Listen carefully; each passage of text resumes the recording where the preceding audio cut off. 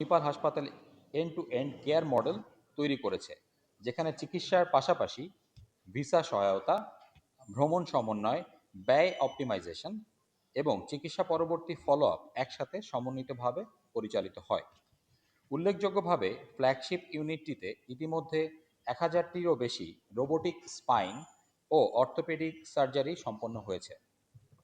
বর্তমানে স্পাইন ও জটিল সার্জারিতে da Vinci robot, vascular intervention Corindus ও কার্পাস সিস্টেম এবং জয়েন্ট রিপ্লেসমেন্টে মাকো রোবোটিক প্রযুক্তি ব্যবহারের মাধ্যমে চিকিৎসার নির্ভুলতা ও রোগীর পুনরুদ্ধারের গতি উল্লেখযোগ্যভাবে বৃদ্ধি পাচ্ছে।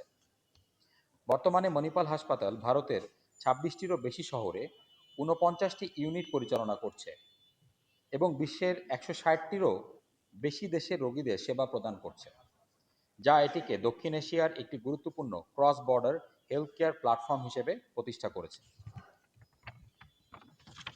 ঢাকায় অনুষ্ঠিত এই সভায় উপস্থিত ছিলেন মণিপাল হাসপাতালের ইন্টারন্যাশনাল হেলথ কেয়ার সার্ভিস বিভাগের regional head sir mister Ram Gopal Bardhan এবং বাংলাদেশে মণিপাল হাসপাতালের কার্যক্রমে নেতৃত্ব দানকারী আমি খালিদ হাসান। স্বাস্থ্য খাতে সংশ্লিষ্ট বিশ্লেষকদের মতে এ ধরনের কাঠামোবদ্ধ উদ্যোগ রোগী নেভিগেশন, ক্লিনিক্যাল সমন্বয় এবং আস্থার ঘাটতি পূরণে গুরুত্বপূর্ণ ভূমিকা পালন করবে।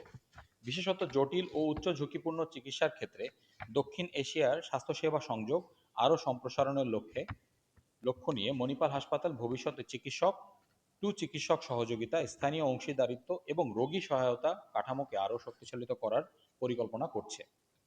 স্বাস্থ্যসেবা যখন সীমান্ত অতিক্রম করেছে, তখন প্রযুক্তির পাশাপাশি সমন্বিত সেবা ও আস্থাই নির্ধারণ করেছে রোগীর প্রকৃত অভিজ্ঞতা।